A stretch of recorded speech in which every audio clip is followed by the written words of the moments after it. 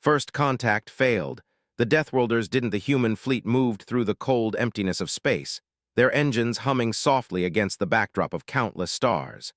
Captain Alina Varick stood on the bridge of the horizon, the lead ship in the mission. She watched the readouts carefully. The mission was simple but crucial: find new life, make contact, and if possible, establish peaceful relations. Humans had explored countless systems before, but this one was different. This system, designated Zephyrus, was home to an intelligent species humans had only detected from a distance. The Varlax, as the scientists called them, had a reputation for advanced technology and a strong sense of self-preservation. From the scans, the Varlax looked fragile, thin-limbed, delicate, and unarmed, but their cities floated in orbiting platforms, shielded and sophisticated. "Elena, we are approaching the primary orbital platform," Lieutenant Marco said. His voice was calm, but the tension in his eyes betrayed him. "Visual sensors are picking up activity. I count at least 20 Varlax vessels in orbit." Elena nodded. "Keep shields up but low. We don't want to look aggressive. Begin standard communication protocol.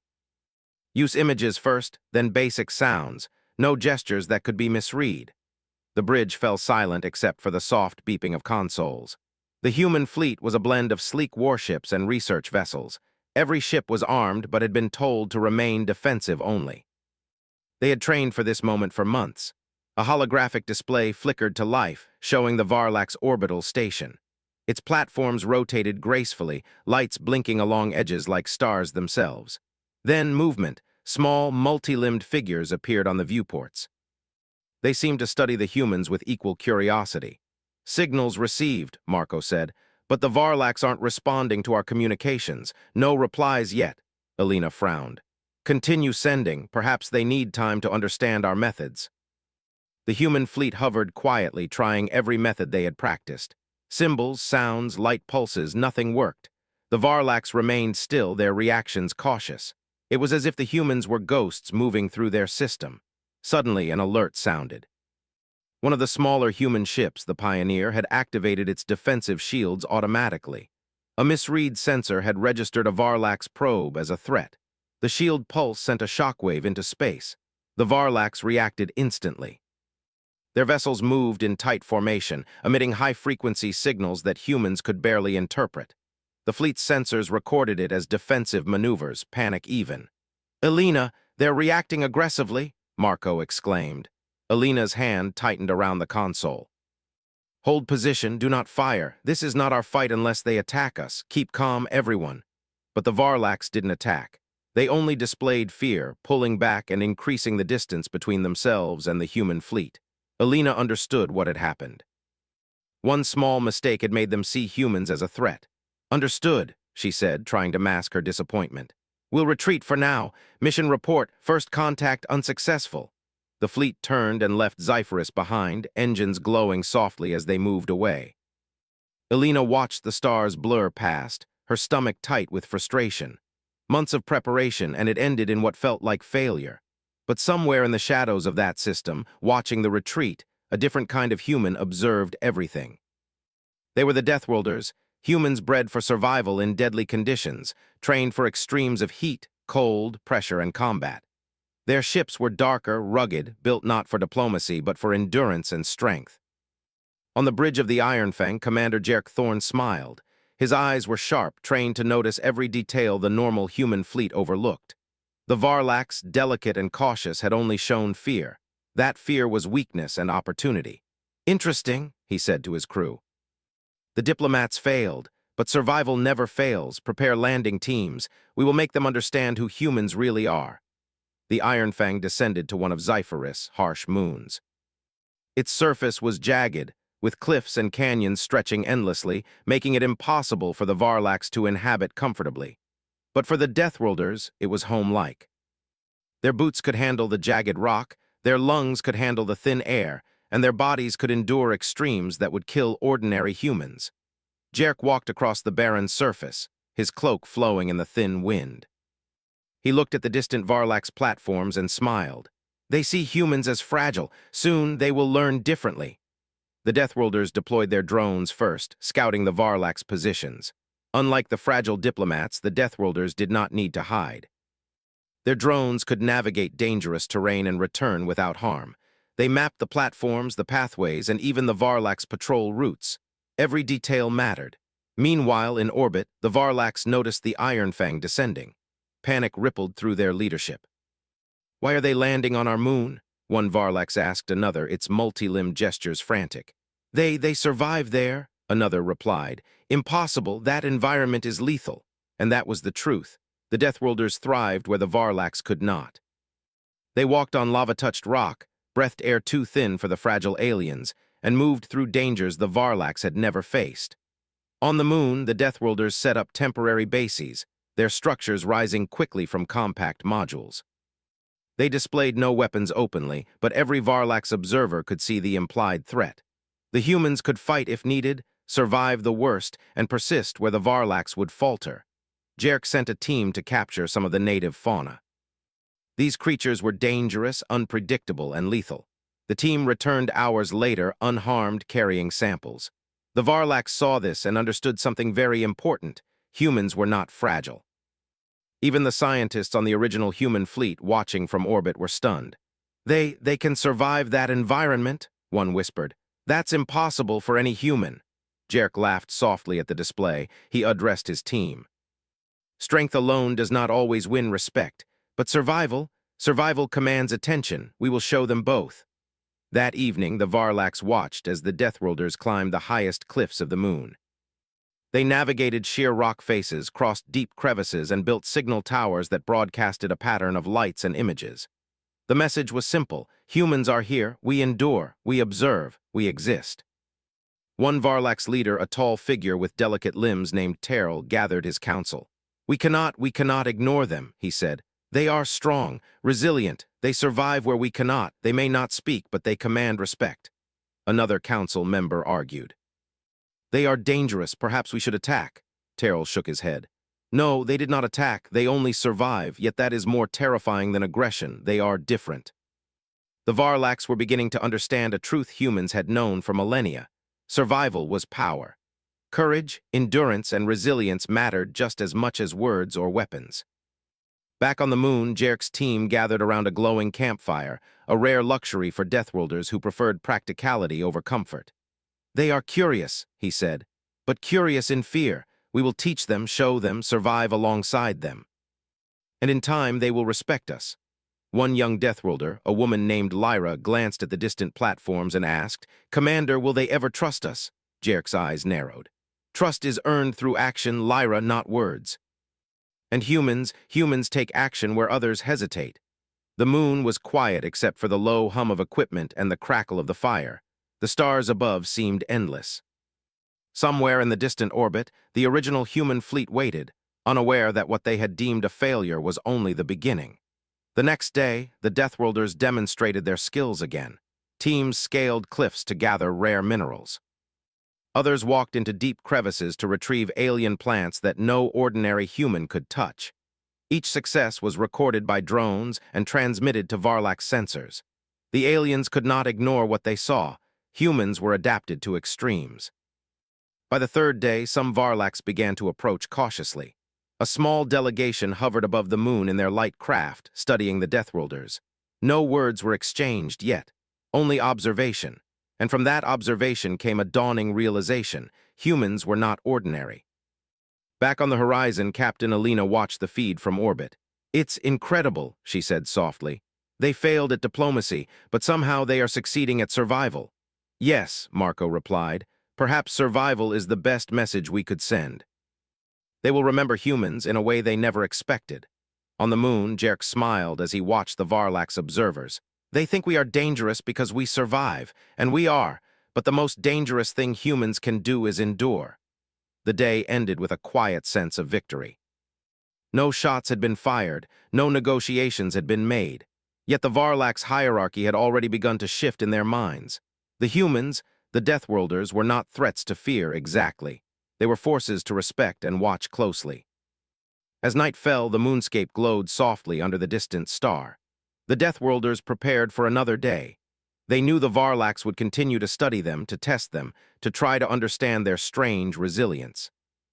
But one thing was clear: Humanity had arrived, not with diplomacy or fragile words, but with survival, courage, and an unyielding presence that the galaxy had never seen before.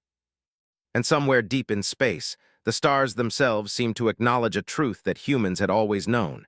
Even in failure, humanity could not be ignored. The morning on the harsh moon was cold, almost painfully so. Thin winds carved through the jagged canyons, and dust swirled around the Deathworlders' temporary base. Commander Jerk Thorne stood on a cliff edge, watching the distant Varlax orbital platforms. His eyes narrowed, not with fear, but with focus. "They are watching," said Lyra, the young Deathworlder who had impressed Jerk with her skill in survival drills. She scanned the horizon. "We need to show them something more. They need to understand that humans are different." Jerk turned to her, a small smile breaking his usually stern expression. "Yes, they need to see strength, but not in a way that threatens them. Humans survive extremes they cannot imagine. That is the first lesson." The Deathworlders began their next demonstration. Teams were sent to gather resources in areas considered too dangerous for any life form. Lava cracks glowed red, their heat intense enough to burn, yet the Deathworlders moved confidently over the rock, collecting rare minerals, plants, and even samples of small alien creatures that scurried across the moon. High above, Varlak's observation craft hovered silently. The aliens could not believe their sensors. Humans, these Deathworlders, moved across areas they considered lethal. Some Varlax vessels withdrew slightly, their fragile frames unable to withstand the extreme energy readings from the moon's surface. Terrell, the Varlax leader, gathered his council again. His multi-limbed form trembled slightly with tension. "They are impossible," he said.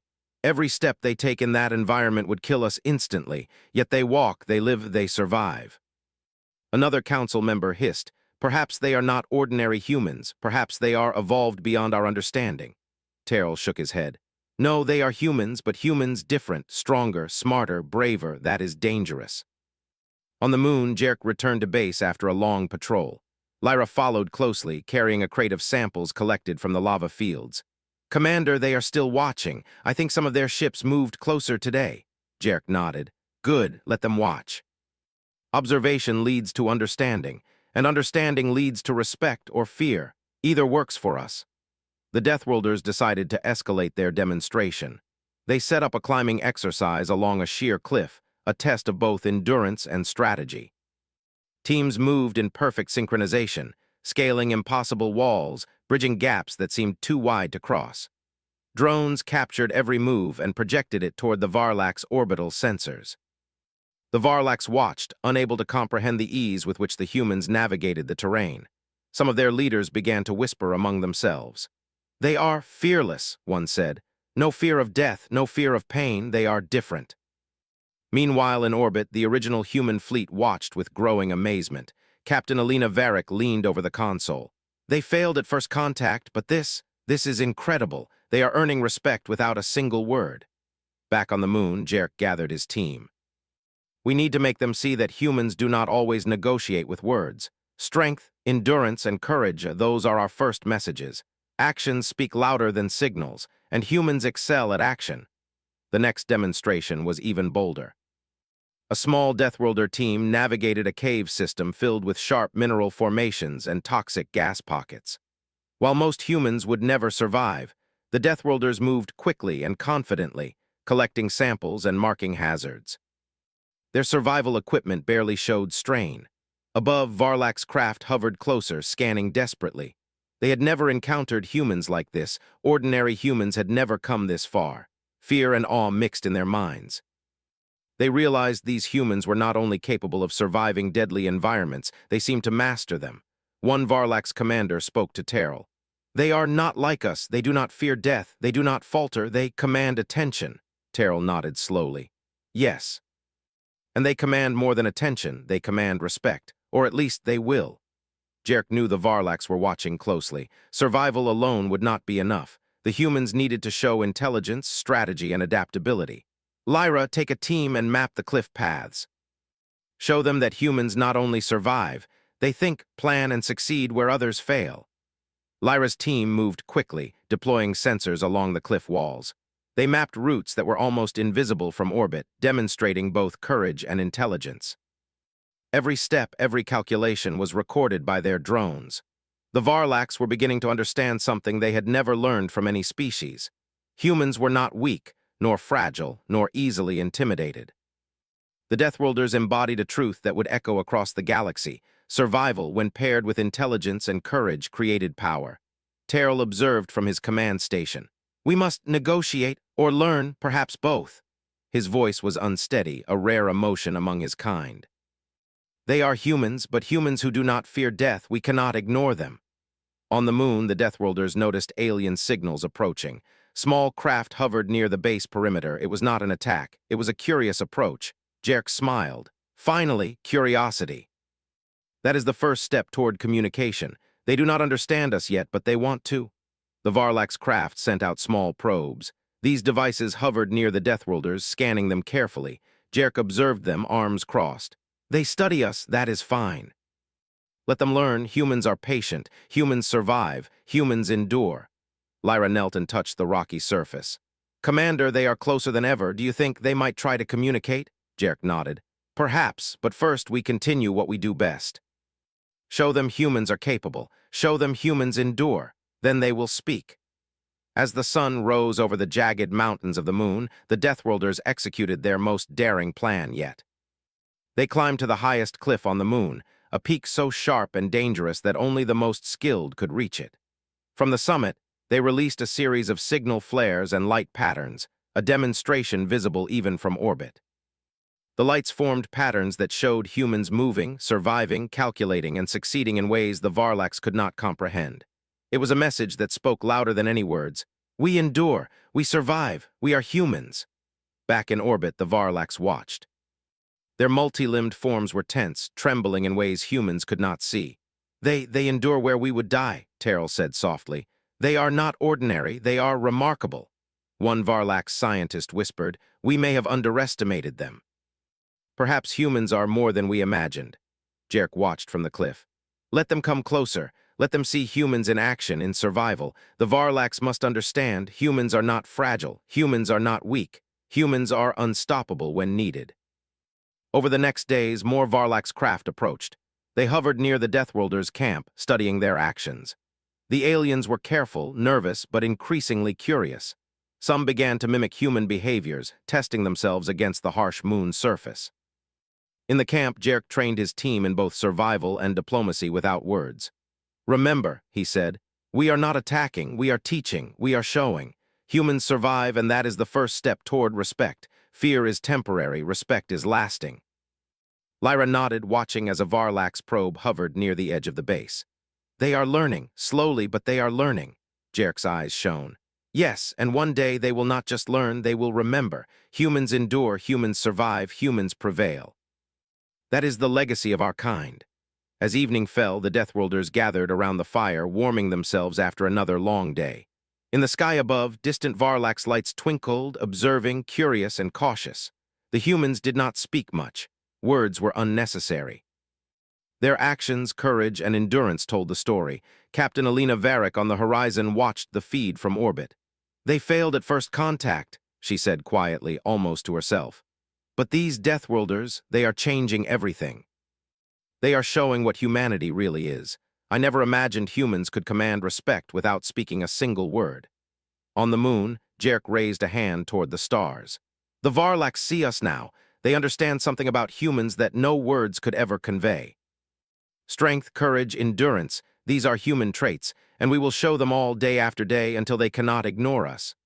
The moon was quiet once again, except for the hum of equipment and the soft crackle of fire. But in the distance, lights moved. Varlax craft, observing more closely than ever, learning, calculating. Humanity's presence had shifted from curiosity to recognition. Jerk smiled, a rare expression of pride and confidence. "First contact may fail for diplomacy," he said, "but it never fails for survival. And the Deathworlders, we are the proof." Above the cliffs, the stars shone endlessly. Somewhere in the vast galaxy, the message traveled silently. Humans survive, humans endure, humans cannot be ignored. And the Varlax, delicate, cautious, and intelligent, began to understand that the humans before them were unlike any other species they had ever encountered. For the first time, a bridge between fear and respect began to form. A bridge built not on words, but on courage, endurance, and unyielding human determination. The moon's jagged cliffs gleamed under Zephyrus's twin suns. The Deathworlders moved silently through canyons, their boots crushing rocks that would have torn ordinary human souls. Commander Jerk Thorne led the team, his eyes scanning the horizon for both danger and opportunity. "They are closer today," Lyra said softly, pointing toward the thin shadows of Varlak's observation craft hovering above the cliffs. Several small ships. "They are cautious but curious," Jerk nodded. "Good. Curiosity is the first step toward understanding, and understanding can lead to respect." The Deathworlders had spent several days demonstrating their survival skills. They had crossed lava fields, climbed sheer cliffs, and gathered dangerous plants and minerals without a single injury. Every act was recorded by drones and projected toward the Varlak's orbital sensors. The aliens watched silently, analyzing every move. Jerk knew the Varlaks had begun to see humans differently.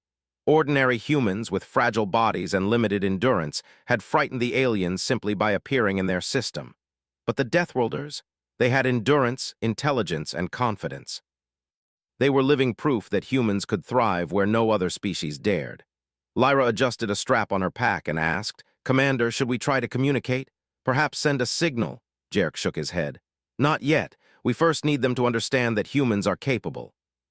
Communication will come later. Respect must be earned through action, not words." The team moved toward a deep crevice, one filled with jagged rocks and toxic gas pockets. Ordinary humans would never survive such terrain. But the Deathworlders moved confidently, placing sensors and collecting samples. Their every movement was precise and calculated, showing skill and intelligence alongside strength. From orbit, the Varlaks watched. Their delicate frames were tense, antennas flicking nervously. Terrell, the Varlak's leader, spoke quietly to his council. "They are astonishing," he said. "Not only do they survive, but they think, adapt, and succeed where we would perish." Another council member hissed. "Perhaps they are not ordinary humans. Perhaps they are engineered." Altered, Terrell shook his head. "No, they are humans, but humans like none we have known. Courage, endurance, they are a force we cannot ignore." Back on the moon, Jerk led his team to the highest cliff overlooking a canyon. From there, they set up a series of signal beacons, arranging them in patterns that illustrated human movement, planning, and survival. Drones captured the demonstration from multiple angles, sending the images to Varlak's sensors. The Varlak's observers were silent, struggling to comprehend the scene. Humans, fragile by their own standards, were thriving in lethal conditions. Their actions spoke louder than any words. Humans were not weak. Humans were not fragile. Humans were resilient beyond imagination. Lyra turned to Jerk, her voice quiet with excitement. "Commander, they are starting to mimic some of our movements. I think they are learning from us." Jerk smiled. "Exactly. Learning is the first step toward respect. Today they watch, tomorrow they may follow. And eventually, they may understand humans as allies rather than threats." As the day continued, a small Varlaks delegation moved closer. Their ships hovered cautiously near the base perimeter, studying the Deathworlders' actions. No words were exchanged, but the aliens' attention was unmistakable. Jerk addressed his team. "We are not here to fight. We are here to teach them something they cannot see elsewhere. Humans endure. Humans survive. Humans thrive where others fail. That is the message. That is the power." The Deathworlders began their most daring demonstration yet. A team entered a series of narrow caves filled with sharp mineral formations and gas vents. Ordinary humans would have suffocated or fallen immediately. But the Deathworlders moved expertly, taking measurements, collecting samples, and leaving clear paths behind them. Every action was deliberate, every success recorded. Above them, Varlak's crafts hovered closer, scanning and analyzing. The aliens' curiosity turned to cautious admiration. They had never seen a species endure such extreme conditions with such skill and intelligence. Terrell observed from his command station. "They are not ordinary humans," he said to his council. "They do not fear death. They do not hesitate. They survive and they think. That combination is dangerous but impressive." One Varlak's scientist whispered, "Perhaps they are the species we should ally with. Perhaps they can teach us more than we expected." Jerk's team returned to camp as the suns began to set. The sky glowed with streaks of orange and purple reflecting off the jagged cliffs. Lyra unrolled a map, marking paths and hazard zones. Commander, the Varlax are still watching. Do you think they understand what we are showing them? Jerk nodded. Partly, they see our strength, endurance, and intelligence, but understanding takes time. Humans endure not just for survival, but for mastery. They must see that as well. That evening, the Deathworlders gathered around a small fire. Jerk spoke quietly, as much to himself as to the team. The Varlax thought the first human fleet was fragile, weak, unprepared, and it was, but we are different. We endure where others fail. We survive where others perish, and they will remember this. Lyra looked at him, eyes wide. Do you think they will trust us someday? Jerk smiled faintly. Trust comes after respect, and respect comes from action. We have begun that journey. They are learning, slowly, but surely. The next morning, the Deathworlders continued their demonstrations, moving farther into dangerous regions of the moon. They crossed treacherous lava plains, navigated narrow cliffs, and traversed unstable rock formations. Every step was calculated to show both skill and courage. Varlax observers continued to watch, their reactions a mixture of fear, awe, and curiosity. For the first time, the aliens began to realize a simple truth. Humans could not be underestimated. Terrell spoke to his council. They survive where we would die. They endure where we would falter. They think where we might hesitate. Humans are extraordinary. A younger council member protested. But they are humans. How can one species be so capable? Terrell nodded gravely. We have underestimated them. That will not happen again. Meanwhile, Jerk prepared for the next phase. We need them to see humans as more than survivors, he said to Lyra. They must see humans as adaptable, intelligent, and reliable. That is the next lesson. The Deathworlders set up a simulated rescue mission. They moved into a dangerous canyon where a rock slide had occurred days earlier. Using ropes, calculated jumps, and careful observation, they rescued a small creature trapped under rocks, a creature the Varlax had considered too fragile to survive. From orbit, the Varlax observed closely. Some of their scientists recorded data frantically, analyzing how humans could navigate and survive. Some council members whispered to each other. They save life where we would lose it, one said. They understand risk differently. Jerk's team returned to base after the demonstration. They are learning, Lyra said softly. Not all of them, but some. They are curious in a new way. Jerk nodded. Good, curiosity is progress. Fear only slows understanding. We show them humans are capable. They will adapt, and when they do, they will remember humans not as a fragile species, but as a force to respect. As evening fell, the twin suns dipped below the jagged horizon. Varlax's observation craft hovered silently, analyzing every detail of the Deathworlders' actions. The aliens were beginning to see that humans were not just strong, they were strategic, adaptable, and unyielding. Terrell spoke to his council one last time before nightfall.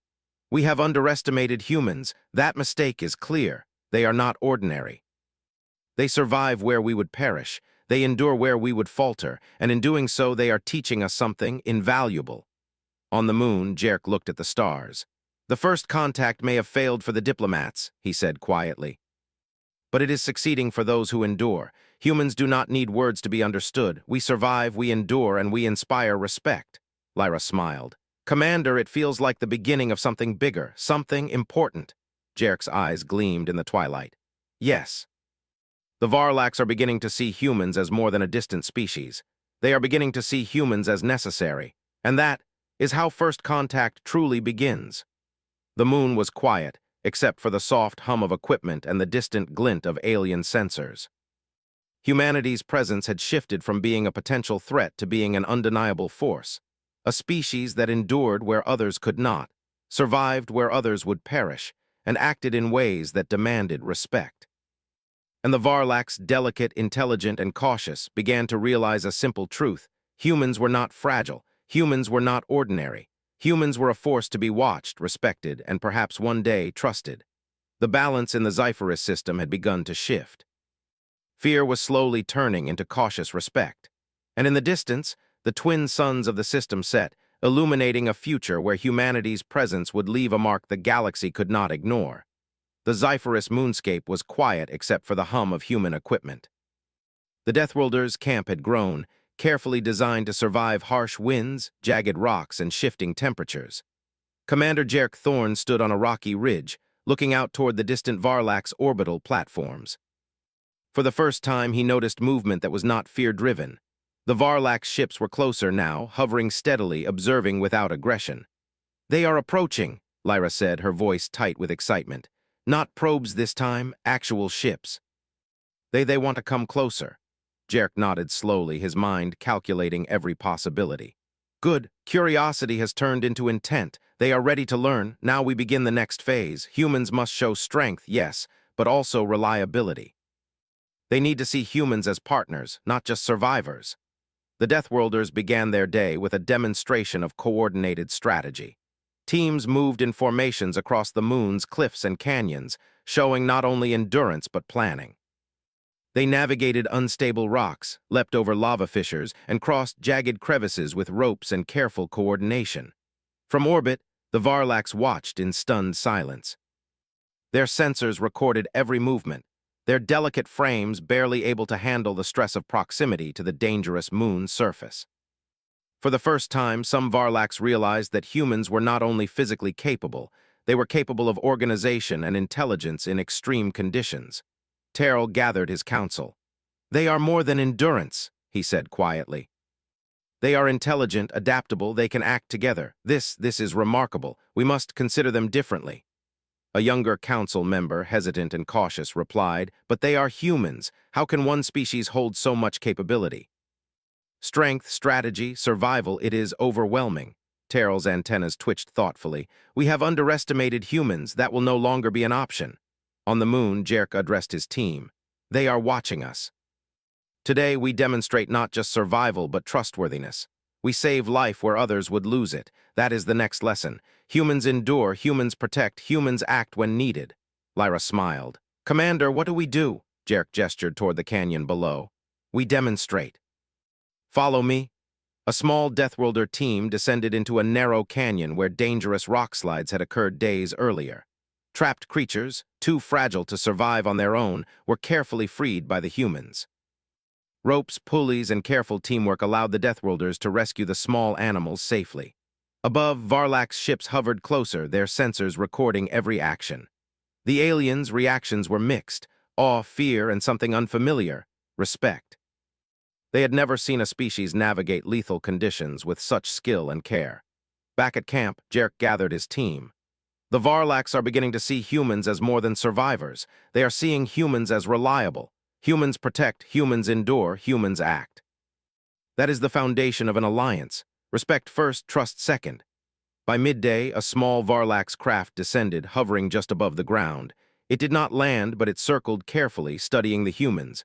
The Deathworlders watched silently, understanding that this was a test. The aliens were tentative, unsure of how to approach, but they were clearly attempting contact. Terrell, from his command station, spoke quietly. "They have shown endurance, strategy, and protection. Now, perhaps they can be allies. Perhaps they can teach us more than we imagined."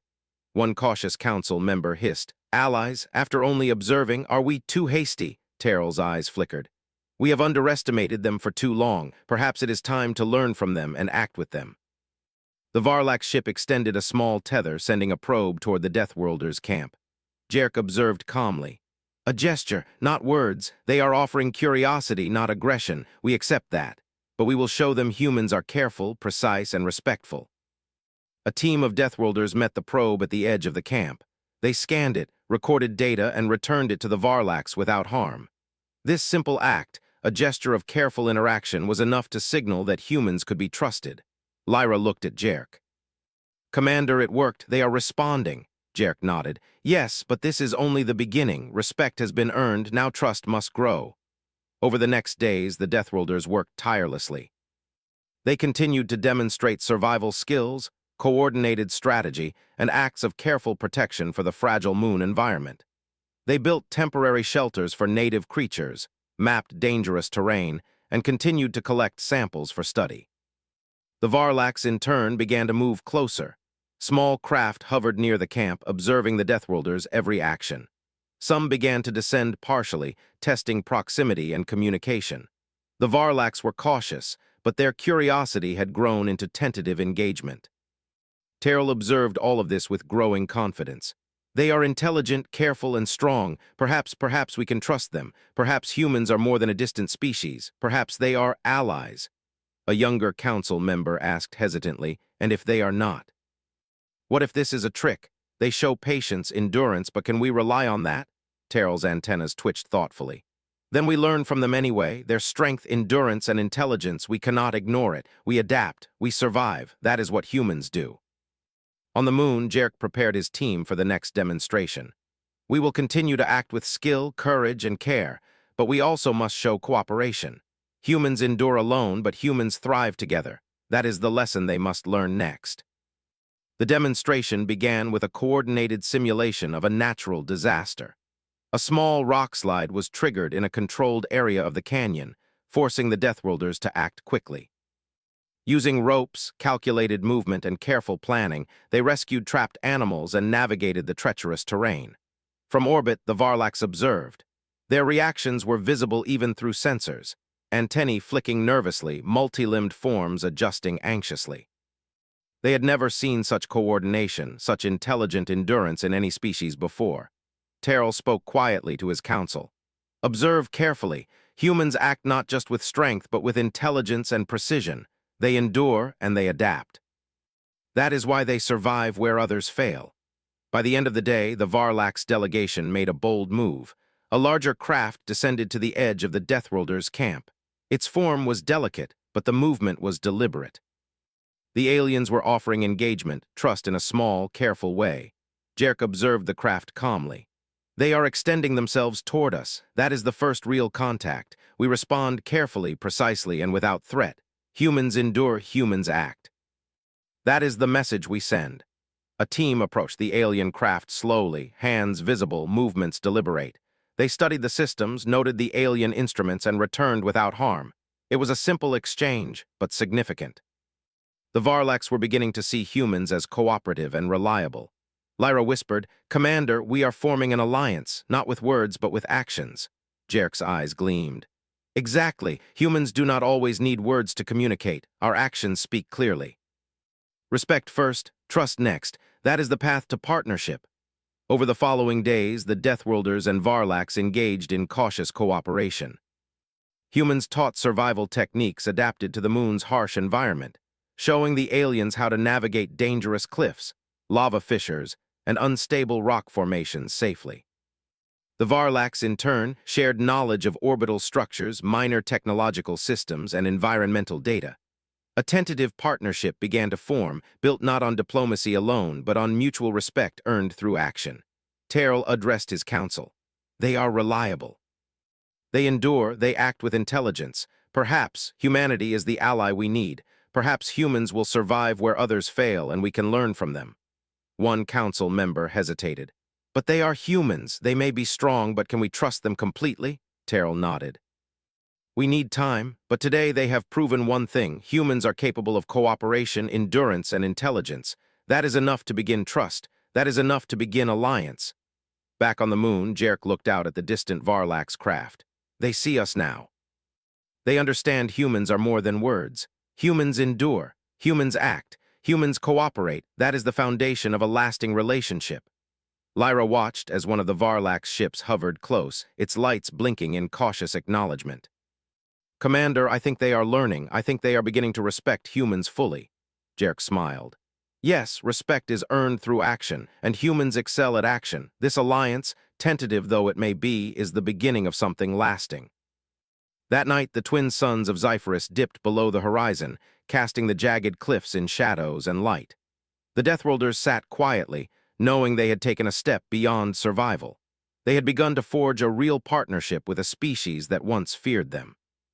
Above, Varlax's observation craft hovered silently. The aliens were no longer fearful. They were curious, respectful, and willing to learn. And for the first time, humanity realized a simple but powerful truth. Even when first contact fails, human resilience, courage, and intelligence can create alliances that last. The moon was quiet, but the balance had shifted. Fear was giving way to cautious respect. Survival had turned into cooperation. And in the stars above, humanity's legacy of endurance and action continued to shine.